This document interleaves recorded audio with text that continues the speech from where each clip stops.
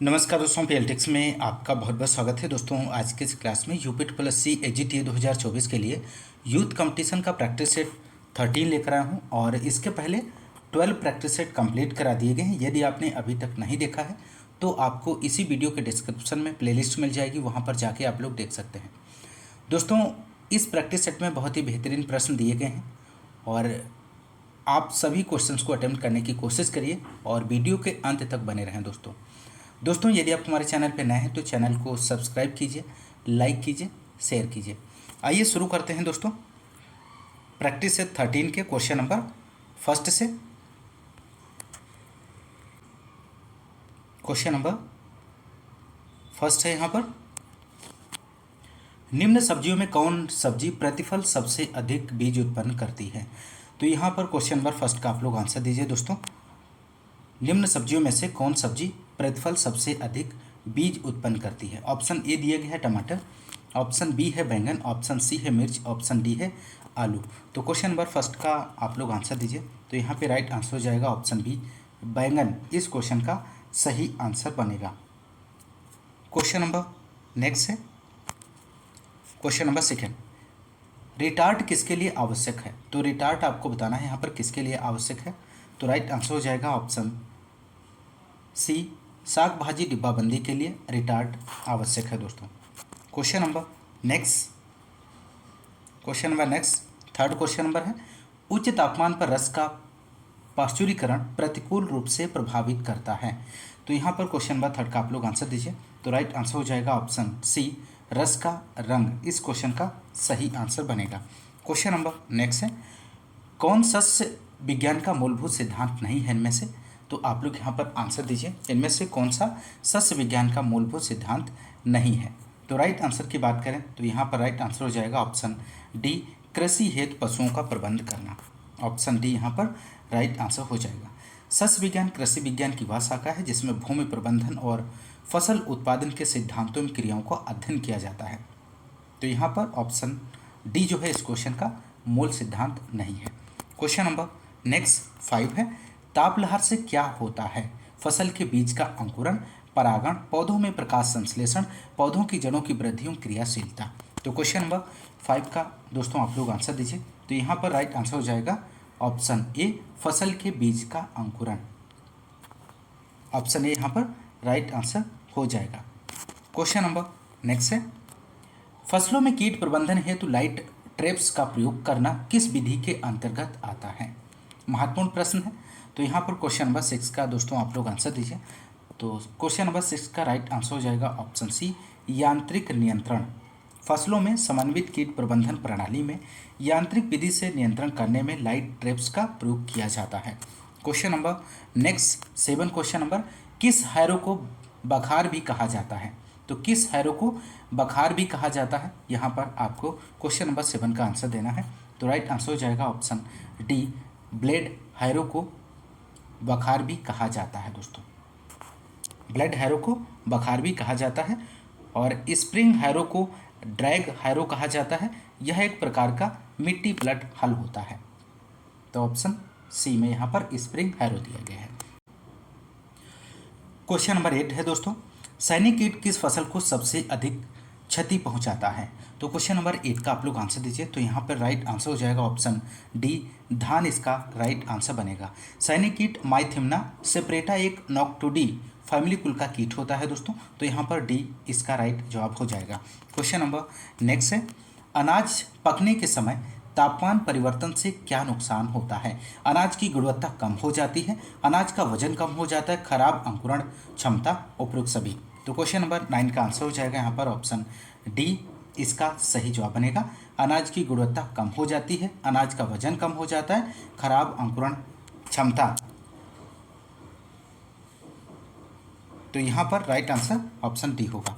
Question number next 10 question number, गेहूं में सियाराई अवस्था आती है तो कितने दिन बाद आती है बुआई के, यहाँ पर आपको बताना है। तो यहाँ पर 10 का आंसर हो जाएगा ऑप्शन बी, 20 से 25 दिन बुआई के बाद।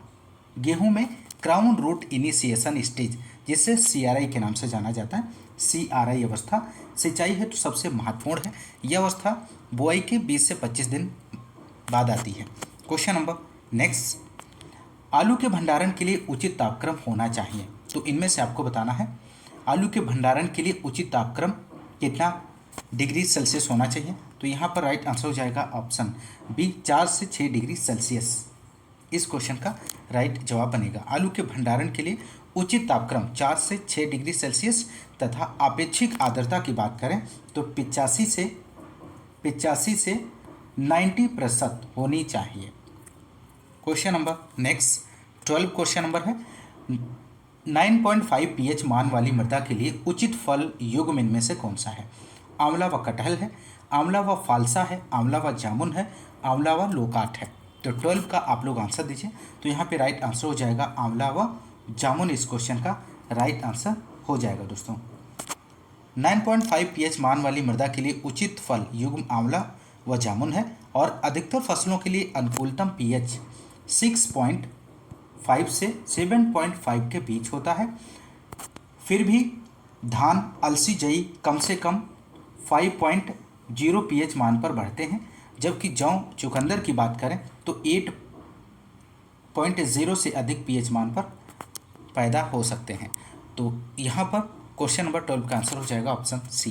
क्वेश्चन नंबर नेक्स्ट 13 है सभी दलहनी फसलें उत्पादन के साथ साथ भूमि सुधार का भी कार्य करती हैं, ये कहलाती हैं क्या कहलाती हैं। एनर्जी कहलाती हैं, स्मूदर कहलाती हैं, पुनरुद्वारक कहलाती हैं, नर्स फसलें कहलाती हैं। तो 13 का आंसर हो जाएगा ऑप्शन सी, पुनरुद्वारक कहलाती हैं। सभी दलहनी फसलें उत्पादन के साथ साथ भूमि सुधार का भी कार्य करती हैं और इन फसलों को पुनरुद्वारक फसलें कहते हैं, क्योंकि दलहनी फसलें मृदा उर्वरता बनाए रखने की अपनी सहज क्षमता के कारण टिकाऊ खेती में एक महत्वपूर्ण भूमिका निभाती हैं। क्वेश्चन नंबर नेक्स्ट 14 है ग्रीष्मकालीन मूंग की बीज दर होती है। तो यहाँ पर आपको बताना है ग्रीष्मकालीन मूंग की बीज दर कितनी होती है। तो राइट आंसर हो जाएगा ऑप्शन बी 25 से 30 किलोग्राम प्रति हेक्टेयर। ग्रीष्मकालीन मूंग की बीज दर की बात करें तो 25 से 30 किलोग्राम प्रति हेक्टेयर होती है और मिश्रित फसल के लिए बात करें तो 8 से 10 केजी प्रति हेक्टेयर और खरीफ ऋतु के लिए 15 से 20 केजी प्रति हेक्टेयर की आवश्यकता होती है।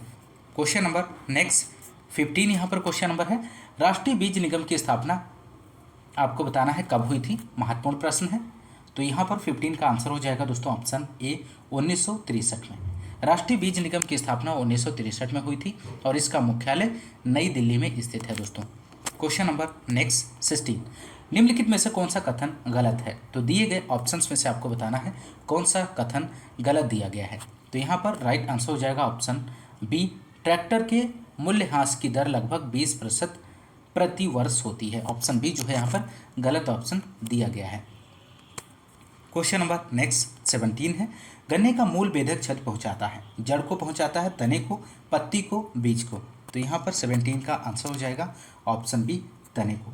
गन्ने का रूट बोरर जड़ बेधक कीट का प्रकोप मई जून में तने पर होता है। ऑप्शन बी यहाँ पर राइट जवाब हो जाएगा। क्वेश्चन नंबर नेक्स्ट है 18 उपज भंडारण से लाभ है, उत्पाद को नष्ट होने से बचाया जा सकता है, मौसम के कारण बाजार में उत्पाद पर दबाव से मुक्ति मिलती है, उत्पादन की पर्याप्त उपलब्धता के दौरान औने पौने दामों पर बिक्री होने से बचाया जाता है, उपयुक्त सभी। तो यहाँ पर 18 का आंसर हो जाएगा ऑप्शन डी उपयुक्त सभी ऑप्शंस इस क्वेश्चन का राइट जवाब बनेगा। क्वेश्चन नंबर नेक्स्ट है 19 मक्के के पौधे में टेसल पहले निकलते हैं, सिल्क पहले निकलते हैं, इनमें से दोनों साथ साथ निकलते हैं, इनमें से कोई नहीं। महत्वपूर्ण प्रश्न है, आप लोग क्वेश्चन नंबर 19 का आंसर दीजिए दोस्तों। तो राइट आंसर हो जाएगा ऑप्शन ए टेसल पहले निकलते हैं। मक्के के पौधे में सबसे पहले टेसल निकलते हैं, यह मक्का का नर भाग होता है और मक्का के मादा भाग को सिल्क कहा जाता है दोस्तों, जो टेसल के बाहर निकलता है। टेसल निकलने की क्रिया टेसलिंग और सिल्क निकलने की क्रिया को सिल्किंग कहलाती है। तो यहाँ पर ऑप्शन ए राइट आंसर हो जाएगा। बहुत ही महत्वपूर्ण प्रश्न है, आप लोग ध्यान रखिएगा। क्वेश्चन नंबर नेक्स्ट 20 है इमली के फल में कौन सा अम्ल पाया जाता है। तो टार्टरिक अम्ल पाया जाता है, साइट्रिक अम्ल पाया जाता है, हाइड्रोसायनिक अम्ल पाया जाता है, गैलिक अम्ल पाया जाता है। तो 20 का आंसर हो जाएगा ऑप्शन ए इमली के फल में टार्टरिक अम्ल पाया जाता है। ऑप्शन ए यहाँ पर राइट आंसर हो जाएगा। और इमली का वैज्ञानिक नाम की बात करें तो टमारिंडस इंडिका है। टमारिंडस इंडिका टमारिंडस इंडिका है दोस्तों। तो यहाँ पर ऑप्शन ए राइट आंसर हो जाएगा। तो आप लोग ध्यान। क्वेश्चन नंबर 21 है, शुष्क खेती में एल्केनिल सक्सिनिक अम्ल का प्रयोग पौधों की वृद्धि में सहायक होकर उन्हें सूखे से बचाता है, क्योंकि यह स्टोमेटा के ऊपर एक परत बनाता है। कोशिकाओं की भित्तियों में पानी की पारगम्यता स्टोमेटा के खुलने और बंद होने की क्रिया को नियंत्रित करता है। उपयुक्त सभी। तो 21 का दोस्तों आप लोग आंसर दीजिए, इसका राइट जवाब क्या बनेगा। तो यहाँ पे राइट आंसर हो जाएगा स्टोमेटा के खुलने एवं बंद होने की क्रिया को नियंत्रित करता है। तो ऑप्शन सी यहाँ पर राइट आंसर हो जाएगा। क्वेश्चन नंबर नेक्स्ट 22 है, बाविस्टीन से बीज शोधन किससे बचाता है। विषाणु रोग से, फफूंदी रोग से, जीवाणु रोग से, उपयुक्त सभी से। तो 22 का आप लोग आंसर दीजिए, यहाँ पे राइट आंसर हो जाएगा ऑप्शन बी फफूंदी रोग से। इस क्वेश्चन का राइट आंसर बनेगा। बाविस्टीन एक सर्वांगीण बीज शोधन कवकनाशी दवा है और इसका उपयोग कवक फफूंदी के नियंत्रण के लिए बीज शोधन के काम में लाते हैं और इससे फसलों में पाउडरी रोग को नियंत्रित करते हैं। ऑप्शन बी यहाँ पर राइट आंसर बनेगा। क्वेश्चन नंबर नेक्स्ट है, परिपक्व बीज में बीजांडकाय के दीर्घ स्थायी बाहरी परत को क्या कहते हैं। परिभ्रूणपोष कहते हैं, मसांकुर या अधिमांस कहते हैं, एंडोस्टोम्स कहते हैं, एंडोथीलियम कहते हैं। तो 23 का आंसर हो जाएगा यहाँ पर ऑप्शन ए परिभ्रूणपोष कहते हैं दोस्तों। क्वेश्चन नंबर नेक्स्ट 24, उन्नत बीज उर्वरक और कीटनाशी दवाओं और आदान उपलब्ध कराने के लिए ग्राम पंचायत समिति के स्तर पर एजेंसी इनमें से कौन सी है। नाबार्ड है, राष्ट्रीयकृत बैंक है, सहकारी समिति है, बीमा कंपनियां हैं। तो 24 का आंसर हो जाएगा ऑप्शन सी सहकारी समिति। इस क्वेश्चन का राइट आंसर बनेगा। क्वेश्चन नंबर नेक्स्ट 25 है, मोस्ट इंपोर्टेंट प्रश्न है, खोदने वाली टांगें पाई जाती हैं। तो खोदने वाली टांगें किसमें पाई जाती हैं। तो यहाँ पे राइट आंसर हो जाएगा ऑप्शन ए मोल क्रिकेट में खोदने वाली टांगें पाई जाती हैं। और चलने वाली टांगें काकरोच बग्स में पाई जाती हैं। दौड़ने वाली टांगों की बात करें तो ईयर बिग चींटियों में पाई जाती हैं। पकड़ने तथा चढ़ने वाली टांग बालों के जू में पाई जाती हैं। कूदने वाली टांगें टिड्डे झुंगुर में पाई जाती हैं। और आवाज़ करने वाली टांगें टिड्डे व झिंगुर के नर कीटों में पाई जाती हैं। और तैरने वाली टांगें डायस्टिकस जॉइंट वाटर बग में पाई जाती हैं। और पराग एकत्रित करने वाली टांगें मधुमक्खियों में, और शिकार पकड़ने वाली टांगें माइंटिस में पाई जाती हैं। और चढ़ने व चिपकने वाली टांगें घरेलू मक्खियों में पाई जाती हैं। तो ये रही महत्वपूर्ण जानकारी, आप लोग ध्यान रखिएगा। बढ़ते हैं अगले क्वेश्चन की ओर। क्वेश्चन नंबर 26 है, स्टूलिंग किसके लिए एक महत्वपूर्ण अलैंगिक प्रवर्धन तकनीकी है। आंवले के लिए, आम के लिए, अनार के लिए, अमरूद के लिए। तो क्वेश्चन नंबर 26 का आप लोग आंसर दीजिए दोस्तों। तो यहाँ पे राइट आंसर हो जाएगा ऑप्शन डी अमरूद के लिए। स्टूलिंग या माउंड लेयरिंग में पौधे के तने के चारों तरफ 25 से 30 सेमी ऊंची मिट्टी चढ़ा दी जाती है और जब निकले हुए नए प्ररोह काफ़ी बड़े हो जाते हैं तो जड़ सहित निकालकर अलग कर दिए जाते हैं। और इस तकनीकी का प्रयोग अमरूद, नाशपाती, गूजबेरी में किया जाता है। तो आप लोग ध्यान रखिएगा, अमरूद, नाशपाती, गूजबेरी में इसका प्रयोग किया जाता है। क्वेश्चन नंबर नेक्स्ट 27, नर तथा उभयलिंगी दोनों ही प्रकार के पुष्प किस फसल में पाए जाते हैं। अमरूद में, बैंगन में, आम में, भिंडी में। तो 27 का आप लोग आंसर दीजिए दोस्तों। तो यहाँ पे राइट आंसर हो जाएगा ऑप्शन सी आम में पाए जाते हैं। क्वेश्चन नंबर 29 है, पत्तियों द्वारा प्रजनन होता है। तो पत्तियों द्वारा प्रजनन किसमें होता है। चमेली में, हाइड्रा में, बेगोनिया में, सभी में। तो 29 का आप लोग आंसर दीजिए। तो यहाँ पे राइट आंसर हो जाएगा पत्तियों द्वारा प्रजनन बेगोनिया और ब्रायोफिलम या मदर ऑफ थाउजेंड प्लांट में होता है, जबकि चमेली में प्रजनन स्टेप लेयरिंग द्वारा किया जाता है। तो यहाँ पे राइट आंसर हो जाएगा ऑप्शन सी, और चमेली में स्टेप लेयरिंग द्वारा प्रजनन होता है। तो ऑप्शन सी राइट आंसर हो जाएगा। क्वेश्चन नंबर नेक्स्ट है 30, संकर प्रजाति विकसित करने में नर बंधता लाइन को प्रदर्शित करती है। आर लाइन प्रदर्शित करती है, बी लाइन प्रदर्शित करती है, ए लाइन प्रदर्शित करती है या सी लाइन प्रदर्शित करती है। तो 30 का आंसर हो जाएगा दोस्तों, संकर प्रजाति विकसित करने के लिए ए लाइन नर बंधता लाइन को प्रदर्शित करती है, और बी लाइन लाइन मेंटेन को प्रदर्शित करती है, और आर लाइन लाइन रिस्टोरर को प्रदर्शित करती है। तो संकर बीज उत्पादन में ए इंटू आर लाइन का क्रॉस करते हैं। तो यहाँ पर 30 का आंसर हो जाएगा दोस्तों ऑप्शन सी ए लाइन नर बंधता लाइन को प्रदर्शित करती है। क्वेश्चन नंबर नेक्स्ट 31 है, मेंडल ने मटर में कुल कितने लक्षणों का वंशानुगत अध्ययन किया है। महत्वपूर्ण प्रश्न है। तो यहाँ पर 31 का आंसर हो जाएगा ऑप्शन बी 7 लक्षणों का वंशानुगत अध्ययन किया है। क्वेश्चन नंबर नेक्स्ट 32 है, संश्लिष्ट प्रजाति को तैयार करने के लिए अंतः प्रजाति वंश क्रमों की उचित संख्या इनमें से कितनी होती है? तो राइट आंसर हो जाएगा ऑप्शन डी 5 से 6 यहाँ पर सही आंसर बनेगा। संश्लेषित प्रजाति को तैयार करने के लिए अंतः प्रजाति वंश क्रमों की सामान्यतः जो संख्या होती है 5 से 6 रखी जाती है। क्वेश्चन नंबर नेक्स्ट 33 है, सरल रेखा विधि से ट्रैक्टर के वार्षिक छीजन आकलन है इनमें से आपको 33 का आंसर देना है। तो यहाँ पर 33 का आंसर हो जाएगा दोस्तों ऑप्शन ए, लाभदायक सेवा काल के अंत में ट्रैक्टर की छीजन करते हुए उसका मूल्य शून्य कर देता है। क्वेश्चन नंबर नेक्स्ट 34, एडीपी का एटीपी में परिवर्तन को क्या कहते हैं? तो एडीपी का एटीपी में परिवर्तन को क्या कहते हैं? तो 34 का आंसर हो जाएगा ऑप्शन सी, फास्फोरिलीकरण कहते हैं।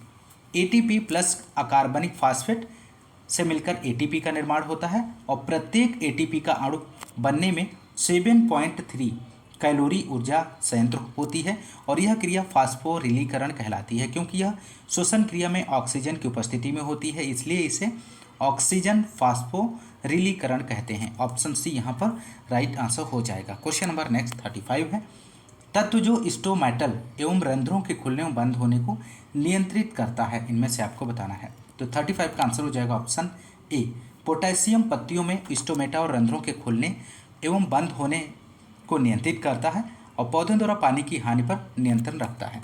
क्वेश्चन नंबर नेक्स्ट 36, निम्नलिखित कथनों में से कौन सा सत्य है? इनमें से मृदा निर्माण का कारक जलवायु है, मृदा निर्माण का कारक पैतृक पदार्थ है, मृदा निर्माण का कारक जीवमंडल है, मृदा निर्माण के कारक जलवायु पैतृक पदार्थ जीवमंडल स्तराकृति और मृदा की उम्र समय है। तो 36 का आप लोग आंसर दीजिए दोस्तों। तो यहाँ पे राइट आंसर हो जाएगा मृदा निर्माण के कारक जलवायु है, पैतृक पदार्थ है, जीवमंडल है, स्तराकृति और मृदा की उम्र यहाँ पर राइट आंसर हो जाएगा।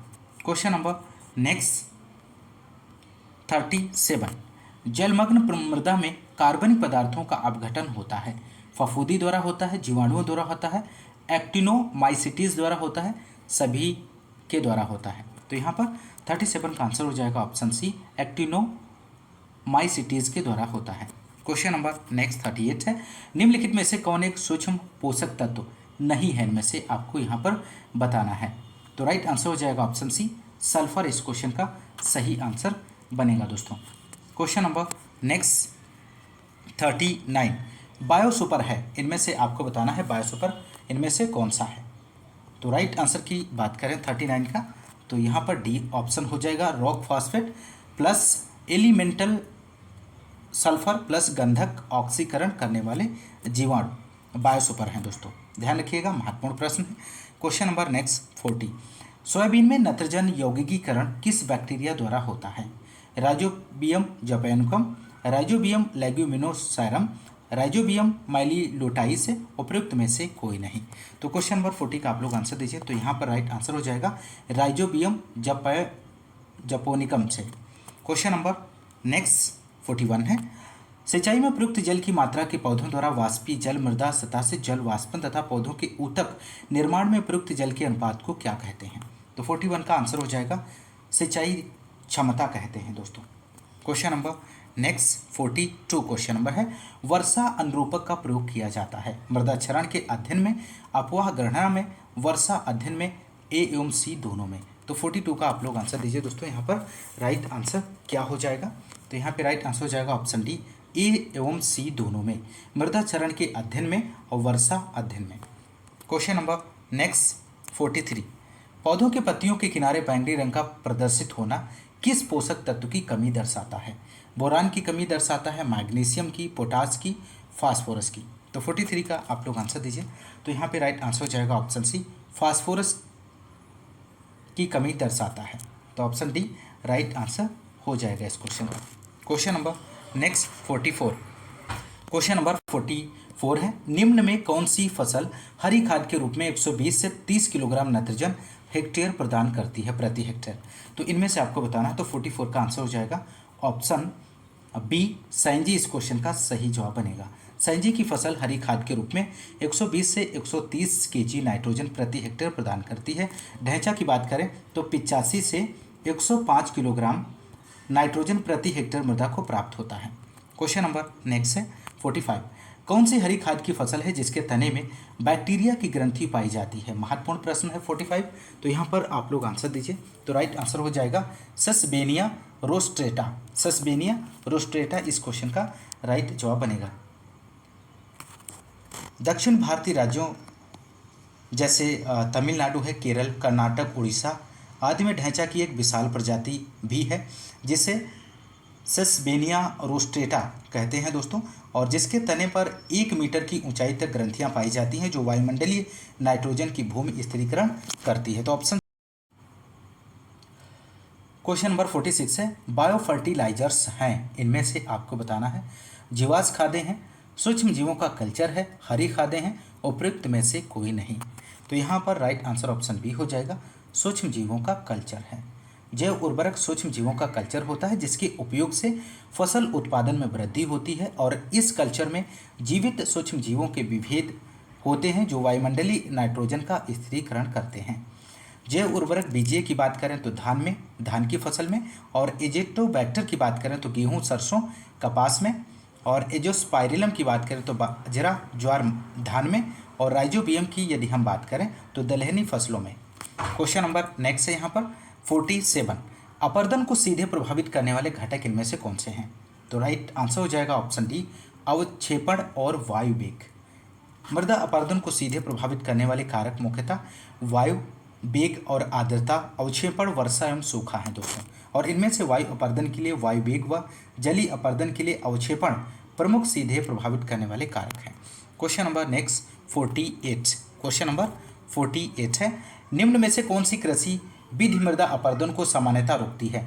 तो 48 का आंसर हो जाएगा दोस्तों ऑप्शन बी, कंटूर खेती इस क्वेश्चन का सही आंसर बनेगा दोस्तों। ढाल के विपरीत कंटूर रेखा पर किसी भी प्रकार की कर्षण क्रिया द्वारा खेती करना समोच्च खेती कहलाता है, और इस विधि द्वारा खेती पहाड़ों पर की जाती है और इसके द्वारा अधिक वर्षा वाले क्षेत्रों में मृदा क्षरण से बचाव, संपूर्ण क्षेत्र में नमी का समान वितरण तथा कम वर्षा वाले क्षेत्रों में नमी को सुरक्षित रखा जा सकता है। क्वेश्चन नंबर 49 है अपर्दित मृदा में किस फसल की खेती अधिक लाभदायक होती है? तो यहाँ पर 49 का आप लोग आंसर दीजिए। तो राइट आंसर हो जाएगा ऑप्शन बी, दलहनी फसलें। अपर्दित मृदा में ऐसी फसलें लेनी चाहिए जो क्षरण अवरोधी हों, और दलहनी फसलें प्रमुख क्षरण अवरोधी फसलें हैं, और इसके अलावा गेहूँ, जौ, जई घासें भी आती हैं दोस्तों। क्वेश्चन नंबर नेक्स्ट, अवक्रमणिता क्षार मृदाएं बनती हैं इस स्थिति के अधीन है? अत्यधिक वर्षा के, औसत वर्षा के, निम्न वर्षा के, अनावृष्टि के। तो 50 का आंसर हो जाएगा ऑप्शन ए, अत्यधिक वर्षा के। इस क्वेश्चन का राइट जवाब बनेगा। क्वेश्चन नंबर नेक्स्ट 51 है निम्नलिखित विस्तार कार्यक्रमों में से कौन सी कृषि योजना किसानों के लिए ऋण के साथ संबद्ध है? तो यहाँ पर 51 का आंसर हो जाएगा ऑप्शन बी, समन्वित ग्रामीण विकास योजना। ऑप्शन बी यहाँ पर राइट आंसर हो जाएगा दोस्तों। क्वेश्चन नंबर नेक्स्ट 52 है प्रसार शिक्षा के विकास का केंद्र बिंदु होता है? एक व्यक्ति होता है, एक सामाजिक समूह होता है, एक परिवार होता है, एक समुदाय होता है। तो 52 का आप लोग आंसर दीजिए दोस्तों। तो यहाँ पर राइट आंसर हो जाएगा ऑप्शन बी, एक सामाजिक समुदाय, एक सामाजिक समूह होता है दोस्तों। ऑप्शन बी राइट आंसर हो जाएगा।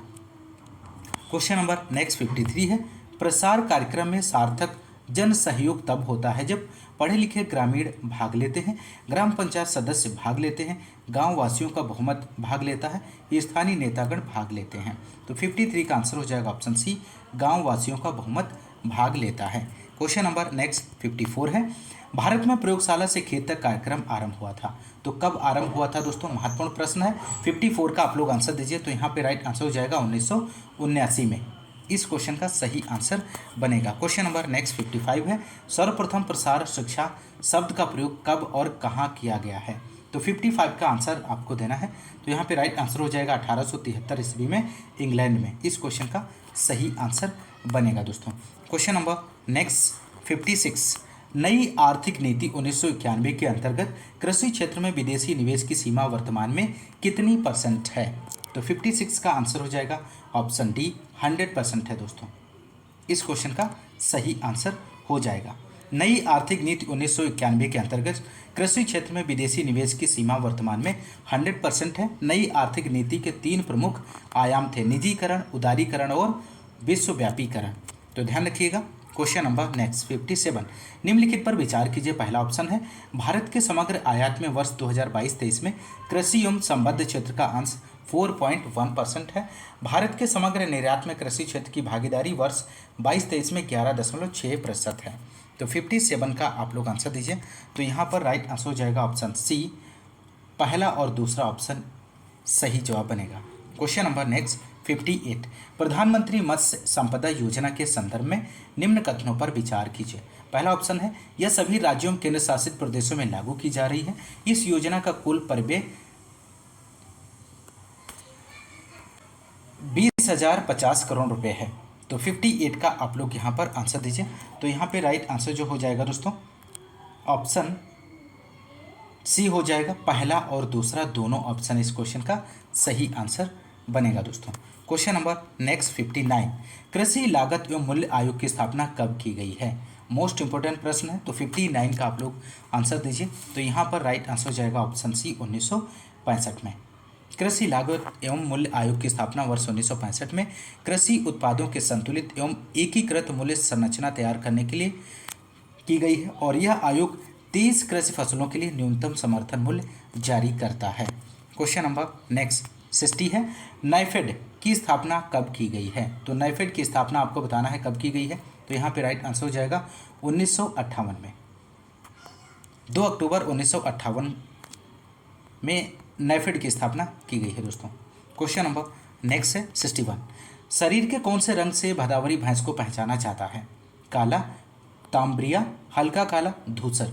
तो 61 का आंसर हो जाएगा option B, तांबरिया।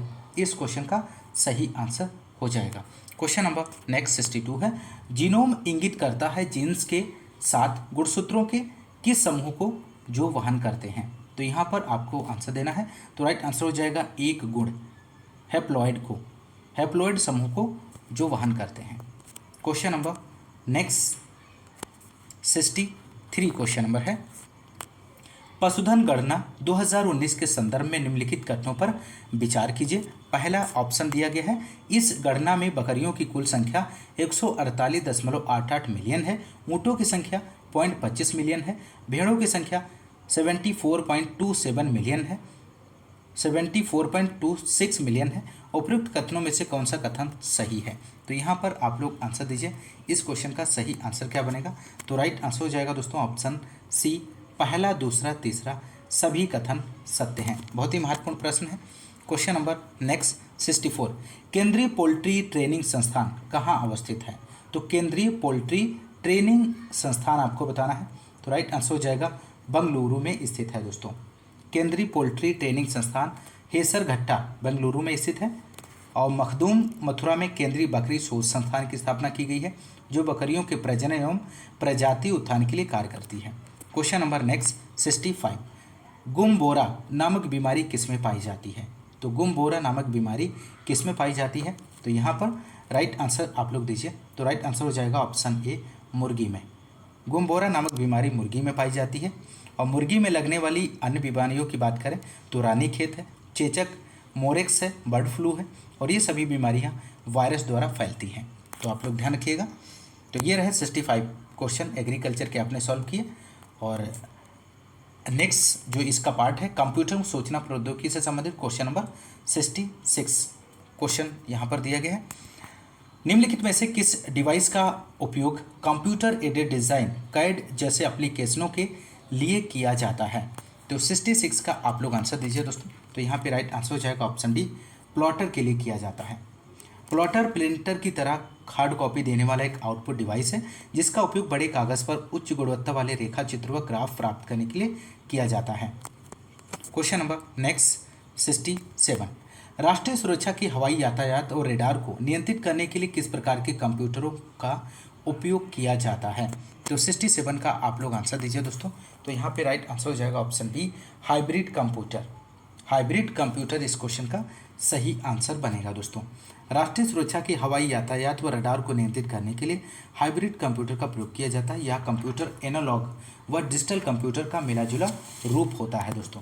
Question number next 68 agent, बुद्धिमान एजेंट यहाँ पर आपको फिल करना है के माध्यम से महसूस करते हैं और किसके माध्यम से कार्रवाई करते हैं।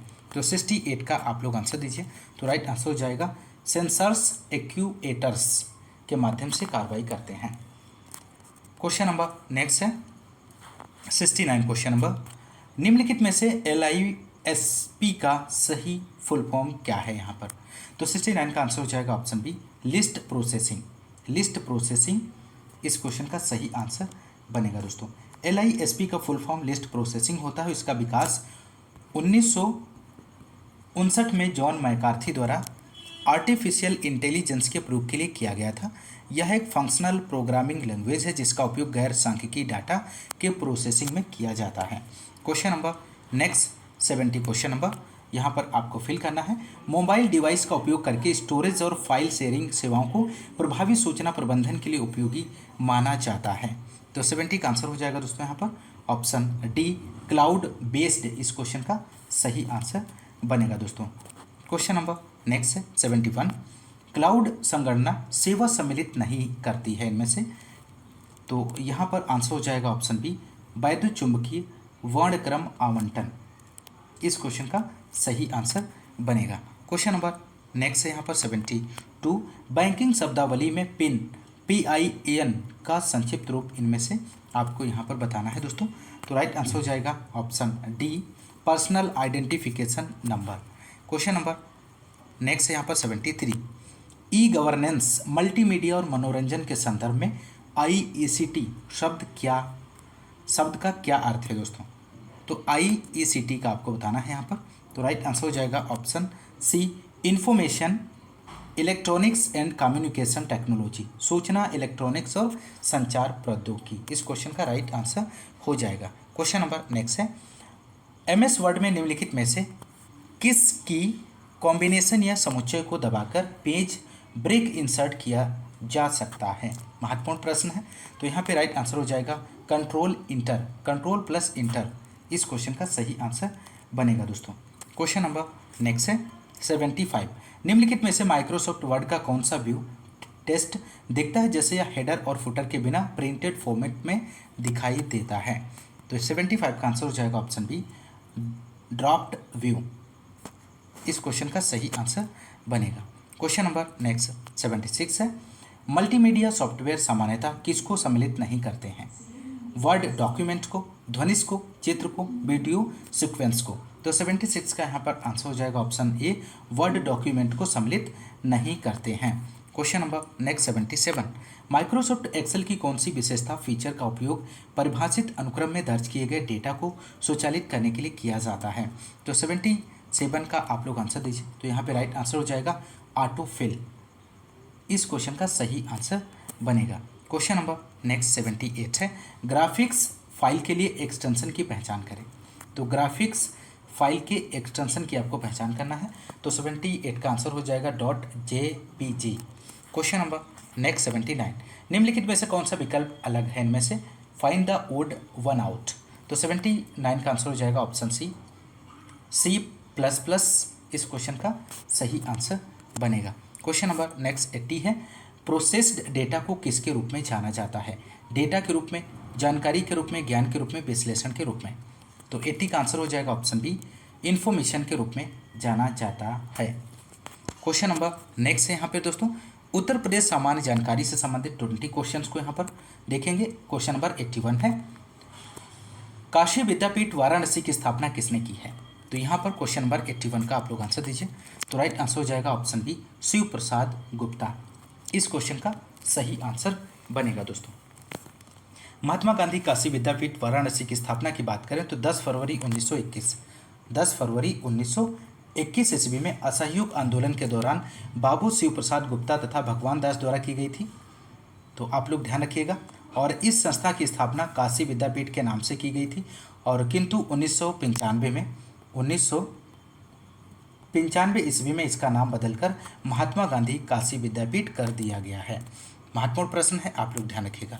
क्वेश्चन नंबर नेक्स्ट 82 है 2011 की जनगणना के अनुसार उत्तर प्रदेश में किस जनपद में जनसंख्या घनत्व सर्वाधिक है। तो 82 का आंसर हो जाएगा ऑप्शन सी वाराणसी इस क्वेश्चन का सही आंसर बनेगा। क्वेश्चन नंबर नेक्स्ट 83 है, उत्तर प्रदेश में किसके हेतु सबरी संकल्प अभियान की शुरुआत की गई थी? तो 83 का आंसर हो जाएगा ऑप्शन बी, कुपोषण दूर करने के लिए। Question number next 84, Uttar Pradesh में राज्य पोषण मिशन संबंधित है। तो उत्तर प्रदेश में राज्य पोषण मिशन किससे संबंधित है? तो यहाँ पे राइट आंसर हो जाएगा ऑप्शन सी, कुपोषण से संबंधित है दोस्तों। Question number next 85, Uttar Pradesh किस क्षेत्रीय परिषद का सदस्य है इनमें से? तो आप लोग आंसर दीजिए। तो राइट आंसर हो जाएगा मध्य क्षेत्रीय परिषद का। क्वेश्चन नंबर नेक्स्ट है, उत्तर प्रदेश उर्दू अकादमी की स्थापना की गई थी किस वर्ष में? तो 86 का आंसर हो जाएगा 1972 में। उत्तर प्रदेश उर्दू अकादमी की स्थापना वर्ष 1972 में हुई थी, जिसका उद्देश्य उर्दू भाषा का विकास एवं प्रचार प्रसार करना था। उर्दू उत्तर प्रदेश की द्वितीय राजभाषा है। क्वेश्चन नंबर नेक्स्ट, अगरिया, बेगा तथा भुइया अनुसूचित जनजातियां उत्तर प्रदेश के निम्नलिखित जिलों में से किसमें मुख्यतः निवास करती हैं? अंबेडकर नगर, जालौन, सोनभद्र, ललितपुर। तो 87 का आप लोग आंसर दीजिए दोस्तों। तो राइट आंसर हो जाएगा सोनभद्र में निवास करती हैं। क्वेश्चन नंबर नेक्स्ट 88 है, इनमें से क्या उत्तर प्रदेश में नहीं है? तो नहीं पूछा गया है। तो राइट आंसर हो जाएगा option D, Victoria memorial. Victoria memorial Kolkata में स्थित एक प्रसिद्ध स्मारक है दोस्तों, और इसका निर्माण रानी विक्टोरिया के 25 वर्ष के शासनकाल के पूरा होने के अवसर पर किया गया था। यह सफ़ेद संगमरमर से बना विश्वनाथ मंदिर और 80 घाट वाराणसी में स्थित है। आगरा का किला आगरा में स्थित है। यह यूनेस्को द्वारा घोषित विश्व धरोहर स्थल है दोस्तों। तो आप लोग इस बात को भी ध्यान रखिएगा। क्वेश्चन नंबर नेक्स्ट 89, सूची फर्स्ट को सूची सेकंड से सुमेलित कीजिए और नीचे दिए गए कोड का प्रयोग करके सही उत्तर का चयन कीजिए। सूची फर्स्ट में लोकगीत दिए गए हैं, सूची सेकंड में गायन का अवसर। तो 89 का आप लोग यहाँ पर आंसर दीजिए, इसका राइट जवाब क्या बनेगा? तो राइट आंसर की यदि हम बात करें दोस्तों, तो ऑप्शन ए हो जाएगा इसका, ए का फोर्थ, बी का थर्ड, सी का सेकेंड और डी का फर्स्ट, इसका राइट जवाब बनेगा दोस्तों। चैता का यहाँ पर मिलान हो जाएगा दोस्तों मौसमी गीत से, ऑप्शन 4 से, और कजरी का मिलान हो जाएगा विवाह एवं मौसमी गीत, और रसिया का मिलान हो जाएगा ब्रज का लोकगीत है, और सोहर का मिलान हो जाएगा संस्कार गीत। तो ऑप्शन ए इस क्वेश्चन का राइट आंसर हो जाएगा दोस्तों। Question number next 90 question number है, घोषिताराम जहाँ बुद्ध कुछ समय के लिए रुके थे स्थित था। तो कहाँ पर स्थित था दोस्तों? तो 90 का आंसर हो जाएगा ऑप्शन डी, कौशाम्बी में स्थित है दोस्तों। क्वेश्चन नंबर नेक्स्ट 91 है, निम्नलिखित में से कौन सा सिंधु घाटी सभ्यता का स्थल उत्तर प्रदेश में स्थित है? तो 91 का आंसर हो जाएगा ऑप्शन डी, हुलास। इस क्वेश्चन का राइट जवाब बनेगा। हुलास उत्तर प्रदेश के सहारनपुर जिले में अवस्थित सिंधु घाटी सभ्यता का स्थल है। रोपण पंजाब में है, बनवाली हरियाणा में, और मांडा जम्मू में स्थित है, और संधव कालीन स्थल है दोस्तों। क्वेश्चन नंबर नेक्स्ट, जनरथ नाम दिया गया है। तो जनरथ नाम दिया गया है, तो राइट आंसर हो जाएगा यहाँ पर ऑप्शन डी, उत्तर प्रदेश सरकार द्वारा प्रारंभ किए गए निम्न लागत एसी बस सेवा को। Question number next 93, Uttar Pradesh के किस जिले में यूरेनियम पाया जाता है? तो यहाँ पर आपको बताना है उत्तर प्रदेश के किस जिले में यूरेनियम पाया जाता है। तो यहाँ पर राइट आंसर हो जाएगा ऑप्शन सी, ललितपुर में। क्वेश्चन नंबर नेक्स्ट 94, निम्नलिखित युग्मों में से कौन सा एक सही सुमेलित नहीं है, इनमें से आपको बताना है। तो राइट आंसर ऑप्शन सी हो जाएगा, चूड़ी उद्योग सहारनपुर से सुमेलित नहीं है। ऑप्शन सी यहाँ पर राइट आंसर हो जाएगा, क्योंकि चूड़ी उद्योग के लिए फिरोजाबाद प्रसिद्ध है दोस्तों, और शाहजहाँपुर और भदोही मुख्यतः कालीन उद्योग के लिए जाने जाते हैं। Next question number 95, Uttar Pradesh ने उच्चतम औद्योगिक वृद्धि दर अंकित की है। तो यहाँ पर क्वेश्चन नंबर 95 का आपको आंसर देना है। तो राइट आंसर हो जाएगा ऑप्शन सी, 10वीं पंचवर्षीय योजना में। क्वेश्चन नंबर नेक्स्ट 96 है, उत्तर प्रदेश में रक्षा गलियारा केंद्रित क्षेत्र होगा। तो उत्तर प्रदेश में रक्षा गलियारा केंद्र जो है यहाँ पर बुंदेलखंड, इसका राइट जवाब हो जाएगा। Question number next 97, brand Uttar Pradesh सृजन के लिए उत्तर प्रदेश पर्यटन द्वारा किस उपागम को अपनाया गया है? तो यहाँ पे राइट आंसर ऑप्शन डी हो जाएगा, समग्रता उपागम को अपनाया गया है। Question number next 98, Uttar Pradesh में सिंचाई का सबसे बड़ा स्रोत इनमें से कौन सा है? तो 98 का आप लोग आंसर दीजिए। तो यहाँ पे राइट आंसर हो जाएगा ऑप्शन सी, नलकूप। उत्तर प्रदेश राज्य में लगभग 80% सिंचाई कार्य नलकूपों और कुओं द्वारा, 19% नहरों द्वारा किया जा रहा है और शेष 1% टैंकों, झीलों और अन्य स्रोतों द्वारा किया जाता है। क्वेश्चन नंबर नेक्स्ट 99, निम्नलिखित में से कौन सा फसल चक्र पूर्वी उत्तर प्रदेश के लिए सर्वाधिक उपयुक्त समझा जाता है? तो 99 का आप लोग आंसर दीजिए। तो पूर्वी उत्तर प्रदेश के लिए सर्वाधिक उपयुक्त फसल चक्र धान, मक्का व गेहूं है। ऑप्शन ए यहाँ पर राइट जवाब बनेगा। Question number next 100 question number, Uttar Pradesh का कौन सा जनपद दशहरी आम का सर्वोच्च उत्पादक है? महत्वपूर्ण प्रश्न है। तो उत्तर प्रदेश का लखनऊ जनपद दशहरी आम का सर्वोच्च उत्पादक है। तो ऑप्शन बी यहाँ पर राइट आंसर हो जाएगा। दशहरी आम को भौगोलिक संकेतक का विशेष कानूनी दर्जा प्राप्त है और एक अलग स्वाद और सुगंध के कारण दशहरी आम की विशेष पहचान है। तो ऑप्शन बी यहाँ पर राइट आंसर हो जाएगा दोस्तों। तो दोस्तों ये रहे प्रैक्टिस 13 के 100 क्वेश्चंस को आपने सॉल्व किया। दोस्तों यदि आपको क्लास पसंद आ रही तो क्लास को ज़्यादा से ज़्यादा लाइक और शेयर करना मत भूलिएगा। और हाँ, यदि आप चैनल पर नए हैं तो चैनल को सब्सक्राइब जरूर कीजिएगा। दोस्तों आप लोग इस चैनल को सपोर्ट करिए, ज़्यादा से ज़्यादा लाइक और शेयर करते रहिए और आपको इस चैनल के माध्यम से UPSSC AGTA 2024 के लिए कंटिन्यू प्रैक्टिस इसी तरह आपको मिलते रहेंगे। तो आज की इस क्लास में बस इतना ही, मिलते हैं नेक्स्ट क्लास में। तब तक के लिए नमस्कार, जय हिंद, धन्यवाद।